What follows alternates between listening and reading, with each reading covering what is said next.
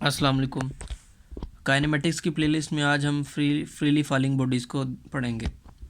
तो ज़मीन के करीब अगर डिफरेंट बॉडीज़ नीचे गिरें तो अगर हम एयर रेजिस्टेंस को निगलेक्ट करें तो तकरीबन उनकी एक्सेलेरेशन कांस्टेंट होती है, चाहे उनका जो मर्ज़ी शेप हो, जो मर्ज़ी साइज़ हो, जो मर्ज़ी कंपोजिशन हो, उनकी एक्सेलेरेशन सेम होती है near the earth surface. Different bodies अगर उनका मास डिफरेंट भी है, उनकी एक्सेलेरेशन सेम होगी प्रोवाइडेड दैट वो neglect air resistance. Air resistance को अगर हम निगलेक्ट करेंगे तो उनकी एक्सेलेरेशन सेम आएगी।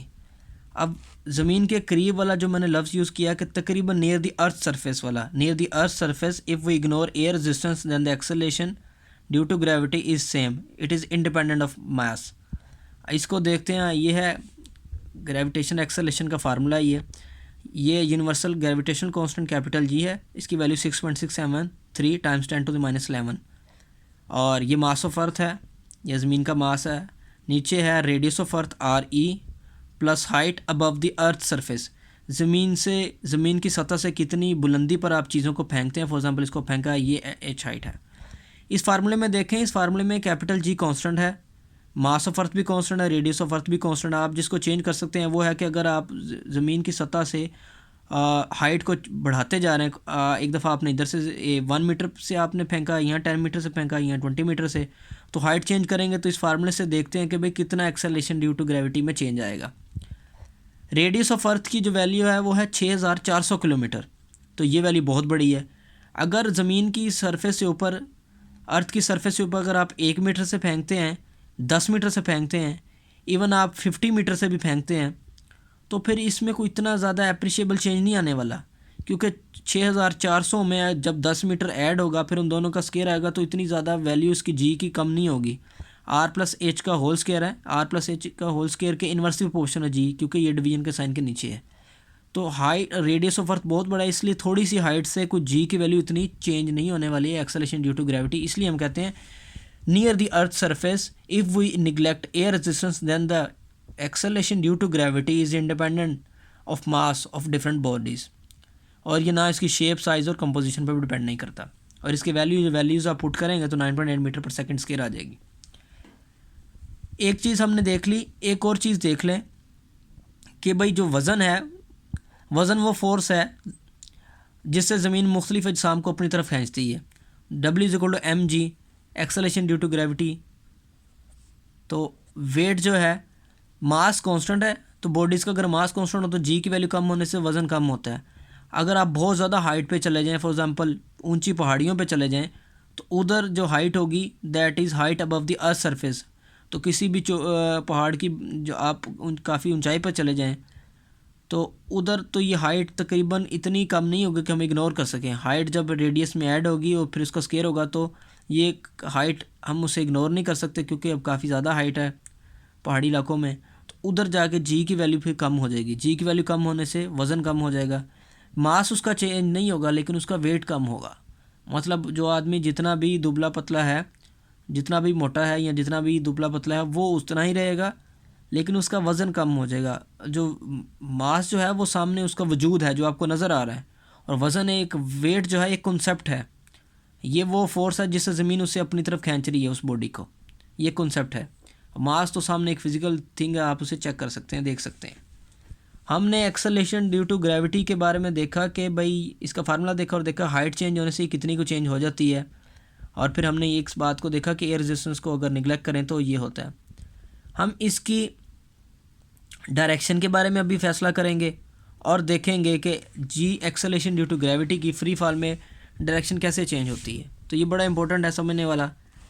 हम डिफरेंट केसेस देखेंगे। ये अगर आप खड़े हैं, आपने बॉल को ऊपर फेंका, बॉल ऊपर जाती गई, जब बॉल अपने हाईएस्ट पॉइंट पे जाएगी तो उधर रुकेगी, उधर उसकी फाइनल वेलोसिटी ज़ीरो होगी। फिर जैसे जैसे नीचे आएगी उसकी वेलोसिटी बढ़ती जाएगी। इसलिए जब आप काफ़ी ऊंचाई से कैच आए तो फिर काफ़ी ज़्यादा स्पीड से स्ट्राइक करता है हाथों पर। अगर आपने इसे 100 मीटर पर सेकंड की वेलोसिटी से ऊपर फेंका है तो हाईएस्ट पॉइंट पर इसकी वेलोसिटी 0 मीटर पर सेकंड हो जाएगी। दोबारा फिर अगर एयर रेजिस्टेंस को इग्नोर किया हुआ है, इग्नोरिंग एयर रेजिस्टेंस, तो तकरीबन 100 मीटर पर सेकंड की वेलोसिटी से ही वो आके आपके हाथों को टकराएगी। ऊपर जब जाएगी बॉल तो उसकी जो वेलोसिटी कम होगी। वेलोसिटी एक वेक्टर क्वांटिटी, इसको तीर से जाहिर करते हैं एरो से, और तीर की लंबाई जो है वो मैग्नीट्यूड को शो कर रही है। जैसे जैसे ऊपर जा रहा है इसका मैग्नीट्यूड कम हो रहा है, इसलिए मैंने तीर की लंबाई भी आस्ता आस्ता कम कर दी। इधर तीर की लंबाई ग्रीन की ज़्यादा, इधर इनकी कम है, उधर जाके तीर की लंबाई वैसे ही ख़त्म हो जाएगी। वापसी पे भी आस्ता आस्ता तीर की लंबाई बढ़ना शुरू हो जाएगी क्योंकि वेलोसिटी का मैग्नीट्यूड बढ़ना शुरू हो गया। ये बात होगी। अब इन चीज़ों से हमने देखना है कि एक्सेलरेशन की जो है वो डायरेक्शन क्या होगी, एक्सेलरेशन ड्यू टू ग्रेविटी की, जिसके बारे में हमने कहा हुआ कि वो मास के इंडिपेंडेंट, अभी उसको भी प्रूव करना है। तो न्यूटन का जो थर्ड लॉ है उसका, न्यूटन का जो सेकंड लॉ है, सॉरी थर्ड लॉ नहीं, सेकंड लॉ, F=ma। इसको देखें, मास स्केलर क्वांटिटी है, एक्सेलरेशन एक वेक्टर क्वांटिटी है और फोर्स भी वेक्टर क्वांटिटी है। हमने न्यूटन के सेकंड लॉ में देखा कि एक्सेलरेशन फोर्स की डायरेक्शन में प्रोड्यूस होगी। ये अर्थ है, तो अर्थ एक फोर्स लगा रही है इस बॉडी पे। आपने बॉल को ऊपर फेंका, जब बॉल ऊपर जा रही थी उस वक्त भी अर्थ इसे नीचे की तरफ खींच रही थी। तो the force due to gravity is represented by Fg से मैंने इसको जाहिर किया और तीर मैंने नीचे की तरफ बनाया कि जब बॉल ऊपर गई उस वक्त भी ज़मीन इसे अपनी तरफ खींच रही थी, यानी नीचे की तरफ। और जब ऊपर से हाईएस्ट पॉइंट के बाद नीचे आना शुरू हो गई उस वक्त भी ज़मीन इसे नीचे की तरफ खींच रही थी। तो बॉल चाहे ऊपर जाए चाहे हाईएस्ट पॉइंट से नीचे आए, दोनों सूरतों में ज़मीन बॉल को अपनी तरफ खींच रही थी, अपने सेंटर की तरफ। ये न्यूटन के लॉ ऑफ ग्रेविटेशन के मुताबिक है कि बॉल एक बॉडी है, इसे मास 1 के, अर्थ एक सेकंड बॉडी, इसे मास 2 के। तो टू बॉडीज़ m1 और m2 एक दूसरे को अट्रैक्ट करेंगे, फोर्स ऑफ अट्रैक्शन होगी F=g m1 m2 divided by r square.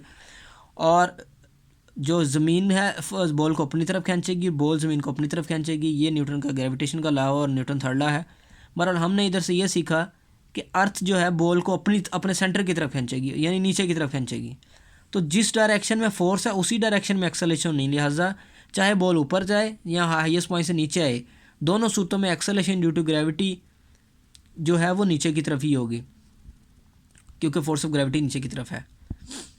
हम इसे वेक्टर से भी प्रूव कर सकते हैं। मींस एक्सेलरेशन है, ये एक और तरीका है ये साबित करने का कि भाई जो एक्सेलरेशन की डायरेक्शन डाउनवर्ड है, तो acceleration is final velocity minus initial velocity divide by time. Time scalar quantity है, तो ये जो डायरेक्शन डिटरमिन करनी है एक्सेलरेशन की वो डिटरमिन करनी है फाइनल वेलोसिटी और इनिशियल वेलोसिटी के डिफरेंस ने। अब इसे देख लें, आप इसको देखें ग्रीन वाले को। ग्रीन वाले में ये अगर इनिशियल वेलोसिटी है, 2 पॉइंट लेते हैं, ये वाला बड़ा वाला तीर, ये बड़ा वाला तीर अगर इनिशियल वेलोसिटी है और ये फाइनल वेलोसिटी है, तो इन 2 पॉइंट्स के दरमियान फाइनल माइनस इनिशियल। फाइनल क्या है, ये छोटा वाला तीर, तो इसको मैंने फाइनल को इधर लिख दिया, फाइनल ये है माइनस इनिशियल। जब किसी भी वेक्टर क्वांटिटी को माइनस करते हैं तो उसको इस डायरेक्शन को रिवर्स करते हैं। इसकी डायरेक्शन जो थी, इसकी डायरेक्शन जो है ऊपर की तरफ है, तो हम इसे नीचे की तरफ कर देंगे। तो पहले वाली की जो डायरेक्शन है मैंने इससे रिप्रेजेंट किया है, नीले से, इससे नहीं की, सॉरी इससे की है। जो फाइनल वेलोसिटी थी उसकी डायरेक्शन मैंने नीले से रिप्रेजेंट किया है, ये वाले से। और इनिशियल वेलोसिटी की डायरेक्शन मैंने ये उसको, क्योंकि फाइनल माइनस इनिशियल करना था तो इनिशियल ये वाला तीर था, इसको रिवर्स कर दिया, इसकी डायरेक्शन नीचे कर दी है। इतना हिस्सा दोनों को कैंसिल हो जाएगा, बाकी इतना सा हिस्सा बचेगा, वो है एक्सेलरेशन। ये जो है ये सारा कैंसिल हो जाएगा, दो रेड लाइनों के बिटवीन है, क्योंकि इधर वेक्टर ऊपर की तरफ है, इधर वेक्टर नीचे की तरफ है। ये तीर, ये छोटा तीर ये बड़े वाले तीर का इतना हिस्सा ख़त्म कर देगा, इसका इफेक्ट कैंसिल कर देगा। बाकी ये ग्रीन रेड लाइन से नीचे जो छोटा सा तीर बचेगा, ये है difference final velocity minus initial velocity, और यही एक्सेलरेशन। और ये आप डिफरेंस देख सकते हैं नीचे की तरफ है।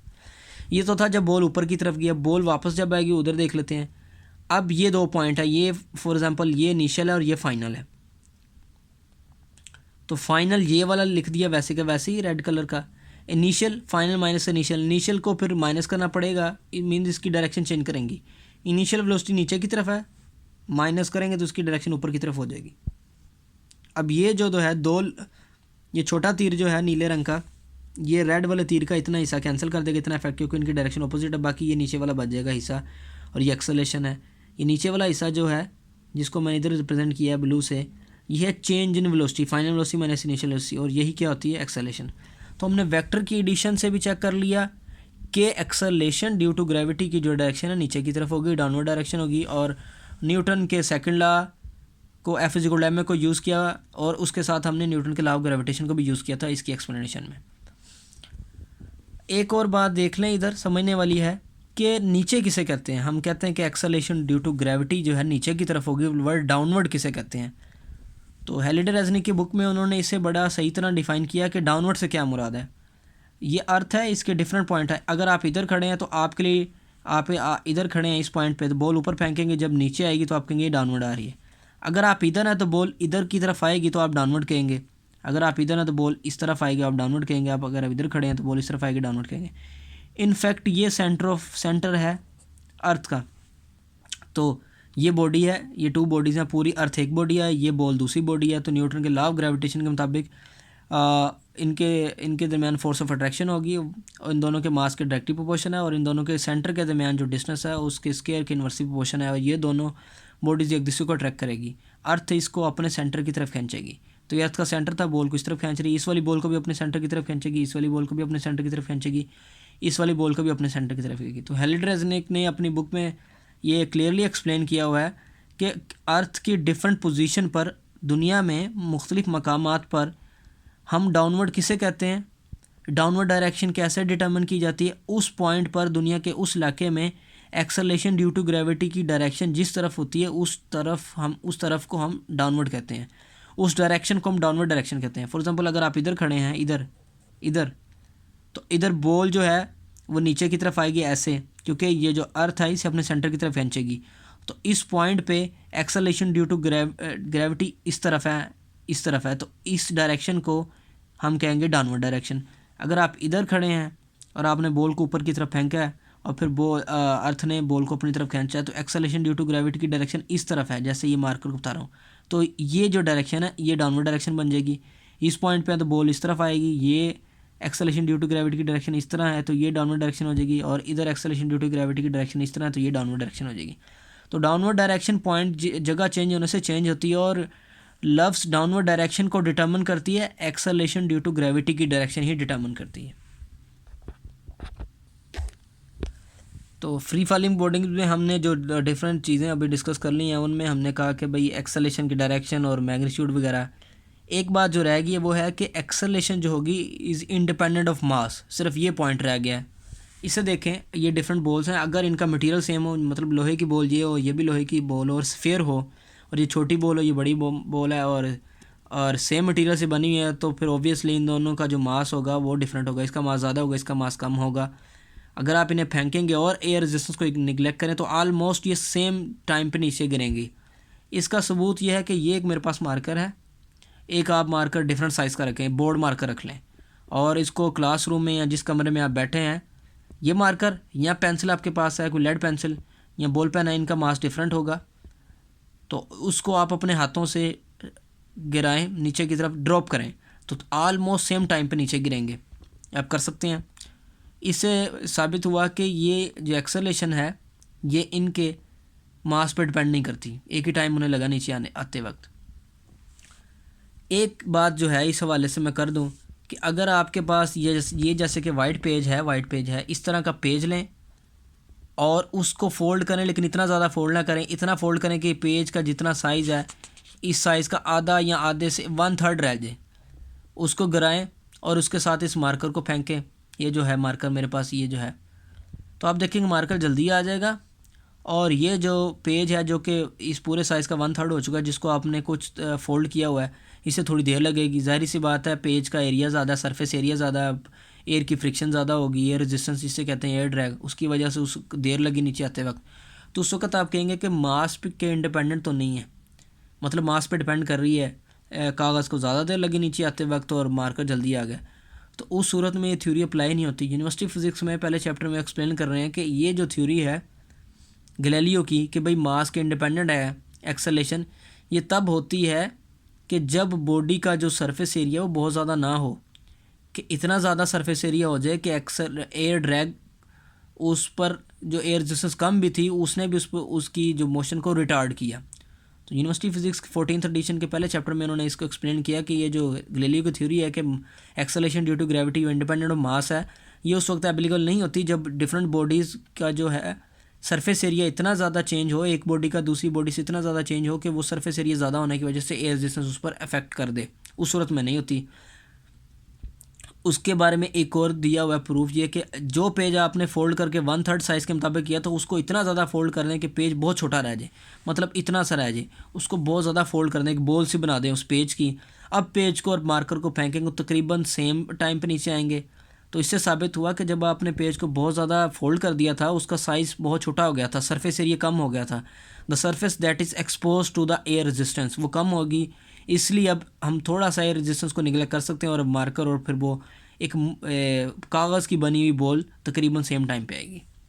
ये तो था आप जो आप कमरे में अभी भी कर सकते हैं। इस लेक्चर को आप रोक लें, अब इस वीडियो को और कर लें। एक मार्कर को फेंकें नीचे, डिफरेंट मार्कर्स को दे फेंकें, एक मार्कर ये है और एक बोर्ड मार्कर, ये आपके पास कोई पेन है इंक पेन उसे फेंकें, तो उनका मास तो डिफरेंट है लेकिन सेम टाइम पे नीचे आएंगे, एक्सेलेरेशन की सेम है। एक आप कागज़ वाला भी कर सकते हैं, एक दफ़ा कागज़ को आपने ज़्यादा फोल्ड नहीं करना तो उस वक्त उसे देर लगेगी नीचे आते वक्त, फिर उसे अच्छी तरह फोल्ड कर लेना है, उसका साइज़ बहुत छोटा कर लेना है, फिर वो सेम टाइम पे आएगा। तो इधर से साबित होगा कि ये थ्योरी तब एप्लीकेबल होती है जब सरफेस एरिया बहुत ज़्यादा ना हो, ताकि एयर रेजिस्टेंस इफेक्ट कर दें। एक मेथड एक जो है इसका प्रूफ है, जो अगर इंस्ट्रूमेंट हो तो फिर ही हो सकता है, वो ये है कि आपके पास कोई ना कोई जार है, फॉर एग्ज़ाम्पल शीशे का कोई ना कोई बर्तन है या कोई ये है जिससे आप देख सकते हैं इनसाइड, उसमें उसके ऊपर आप वैक्यूम पंप लगाएं।